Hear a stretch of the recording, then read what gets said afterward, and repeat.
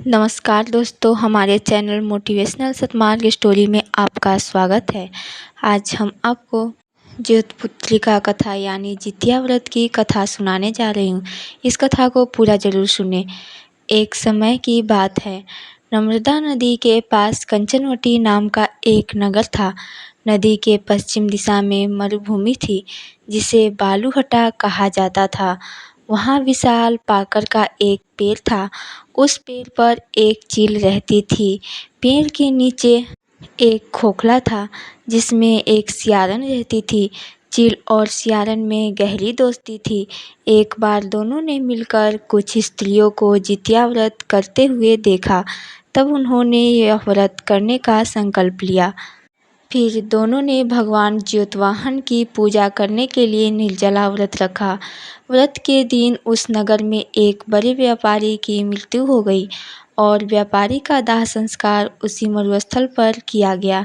दिन बीतने के बाद जब रात हुई, तब वहाँ मौसम खराब हो गया। बिजली कड़कने लगी और बादल गरजने लगे। वहाँ पर बड़ा तूफान आ गया। अब सियारन को भूख लगी।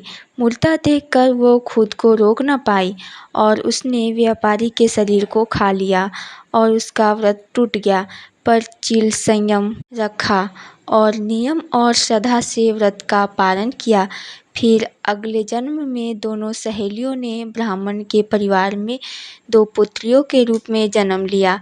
चील बड़ी बहन बनी और उसका नाम शिलावती रखा गया। शिलावती की शादी बुद्धिसेन के साथ हुई और सियारन छोटी बहन के रूप में हुई। उसका नाम कर्णावती रखा गया। उसकी शादी नगर के राजा मलयकेतु से हुई। अब कर्णावती कंचनवटी की रानी बन गई। भगवान ज्योतवाहन के आशीर्वाद से शिलावती के 7 पुत्र हुए, पर कर्णावती के सभी बच्चे जन्म लेते ही मर जाते थे। कुछ समय के बाद शिलावती के 7 पुत्र बड़े हो गए।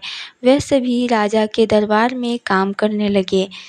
कर्णावती के मन में यह देखकर ईर्ष्या की भावना आ गई और उसने राजा से कहकर शिलावती के सभी पुत्रों के सर कटवा दिए और 7 नई बर्तन मंगवाकर उसमें रख दिया और लाल कपड़े से ढककर शिलावती के पास भिजवा दिया।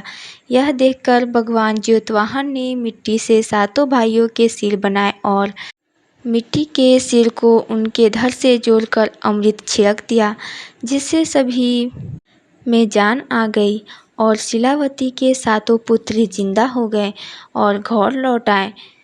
जो कटे हुए सर रानी ने भेजे थे, वे फल बन गए। दूसरी ओर रानी कर्णावती शिलावती के घर से उसके पुत्रों के मरने के समाचार सुनने के लिए व्याकुल थी। जब बहुत देर तक कोई समाचार नहीं आया, तो कर्णावती स्वयं ही बड़ी बहन के घर चली गई।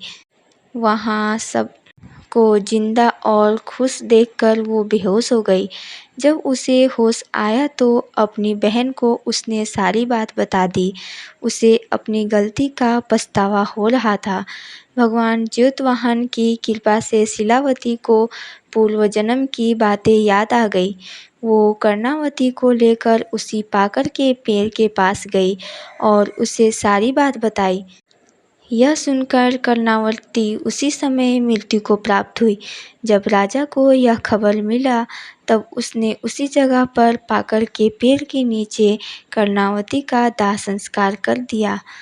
हे भगवान ज्योतवाहन, जैसे आपने शिलावती के 7 पुत्रों की रक्षा की, वैसे ही इस कहानी को कहते सुनते और हुंकार भरते सब पर कृपा बनाए रखना। पूरी कथा सुनने के लिए धन्यवाद। भगवान ज्योतवाहन आपके संतानों की सदैव रक्षा करें, हमारी यही कामना है। इस तरह की और भी धार्मिक और पौराणिक कथाएं सुनने के लिए हमारे चैनल को